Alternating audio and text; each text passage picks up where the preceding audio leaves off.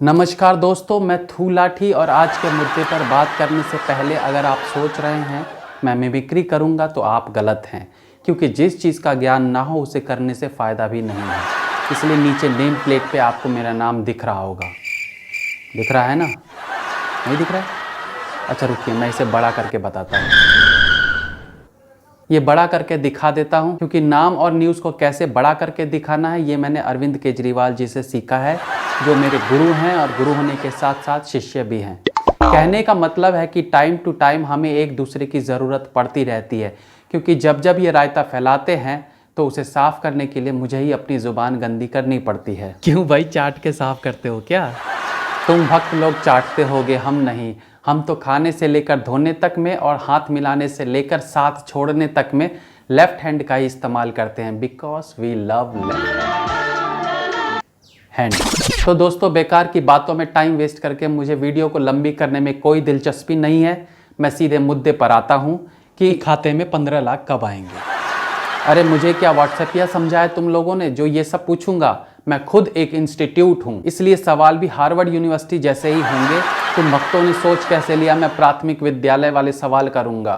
तो वापस मुद्दे पर आते हैं और प्रधानमंत्री जी द्वारा डिक्लेयर की गई राशि पर चर्चा करेंगे। दोस्तों, इस राशि पर चर्चा करने से पहले मोदी जी से एक सवाल करना तो बनता है कि जब आपने स्वदेशी और लोकल ब्रांड्स खरीदने पर इतना जोर दिया तो आपकी ऑफिशियल कार BMW क्यों है? आपका फ़ोन एप्पल का क्यों है? आपका पेन मॉन्ट ब्लैक का क्यों है? लुइस विटन का आप स्कार्फ क्यों पहनते हो? मेबैच के सनग्लासेस क्यों लगाते हो? आप खुद विदेशी चीज़ें खरीदते हो और दूसरों को देसी चीज़ें खरीदने का ज्ञान देते हो। अबे वो PM है, तेरी गली के नुक्कड़ पर पान बेचने वाला नहीं। तो क्या कहना चाहता है? इसकी जगह ये पहने और इसकी जगह ये पिए। और मोदी जी नुक्कड़ पर पान बेचने वाले ना सही, चाय बेचने वाले तो हैं ना।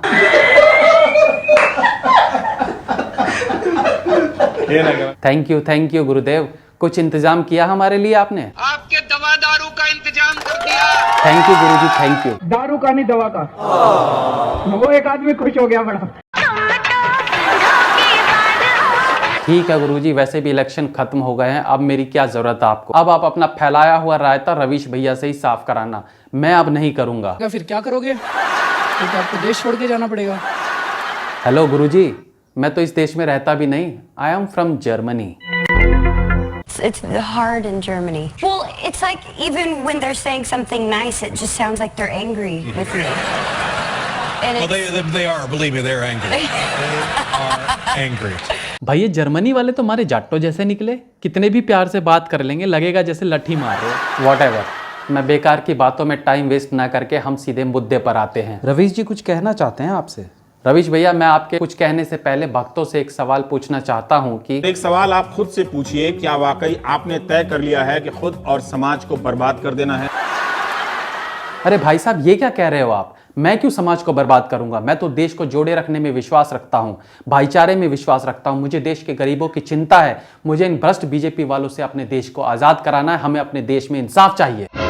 लेकिन लाठी जी, आप खुद तो जर्मनी में रहते हैं।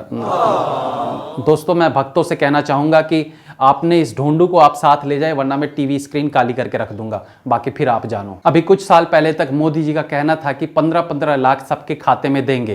कहाँ गए वो 15 लाख? अरे भाई, वो भाषण सुना आपने ठीक से? उन सब बातों को हम नहीं जानते, उन सब बातों को हम नहीं मानते। लेकिन ये 15 लाख वाली बात ही तो हमारा हथियार है। इसे ही हम सालों से चला रहे हैं और आगे भी चलाते रहेंगे। जब जब मोदी जी कुछ अच्छा काम करेंगे, हम उनसे पूछेंगे कि पहले ये 15 लाख का जवाब दो। ये रिकॉर्डिंग तो नहीं हो रही? नहीं, आप कंटिन्यू रखो। जैसे कि आजकल आप देख रहे होंगे कि किस प्रकार से चाइना के खिलाफ #CKMKB का इस्तेमाल किया जा रहा है। ये शर्मनाक है, ये गलत है। लेकिन इसका मतलब है चाइना के माल का बहिष्कार करो। अच्छा, इसका ये मतलब भी होता है? मुझे तो लगा कि चाइना की हाँ, तो जैसे कि मैं कह रहा था कि मोदी जी ने अपने पूरे भाषण में आगे के लिए कोई टास्क दिया ही नहीं। आप सोचिए कितनी घटिया नीति और कितनी घटिया सोच रखते हैं मोदी जी। जब हमने कहा, हमने कौन, लेफ्ट हाथ वाले? हाँ, हैप्पी। जब हमने कहा कि बालकनी में खड़े होकर ताली बजाने से कोरोना भाग जाएगा, तब हमारी बात नहीं सुनी गई और सो कॉल्ड मोदी भक्तों ने ताली बजाना तो दूर, घर में रखे तसले भी बजा बजा कर फाड़ दिए। उसके बाद जब हमने कहा ये टॉर्च वॉर्च जलाने से बीमारी कम हो जाएगी क्या, हम नहीं जलाएंगे टॉर्च, तो फिर इन पागल भक्तों ने ना केवल टॉर्च जलाया बल्कि अप्रैल में दिवाली लेके आ गए। आखिर जनता के साथ ये क्या किया जा रहा है? 15 लाख का कोई जिक्र नहीं करता कि कब आएंगे कब नहीं, बस ये थाली बजवा लो, दिवाली मनवा लो। अरे हम लेफ्टिस्ट हैं, हम तो दिवाली में दिवाली नहीं मनाते, इन्होंने होली वाले महीने को दिवाली में बदल दिया। आखिर ये सब समाज कब तक सहता रहेगा और क्यों सहेगा? सर, जिन्हें आप समाज कह के साथ जोड़ने की कोशिश कर रहे हो ना, उसी समाज ने होली में दिवाली मनाई। हाँ पता है, सारे के सारे भक्त थे। मैं अपने समाज की बात कर रहा हूँ, वामपंथी समाज की, जिनकी संख्या 5% भी नहीं। आपने बिल्कुल सही कहा ढोंडू, लेकिन हम 5% को ही बुद्धिजीवी कहा जाता है, क्योंकि हम 5% ही भक्तों पर भारी हैं। मैं, सरजी और छविश अलग अलग नहीं हैं, हम लोग साथ में हैं, हर वक्त साथ में, हर समय साथ में हैं।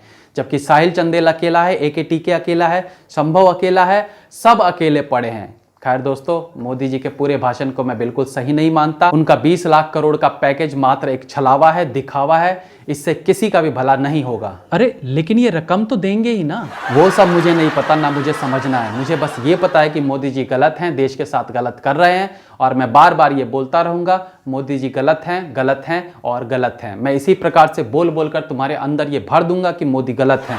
यही हमारी शक्ति है, यही हमारा पैतरा है। चलिए मिलेंगे अगली वीडियो में दोस्तों, बहुत बहुत धन्यवाद।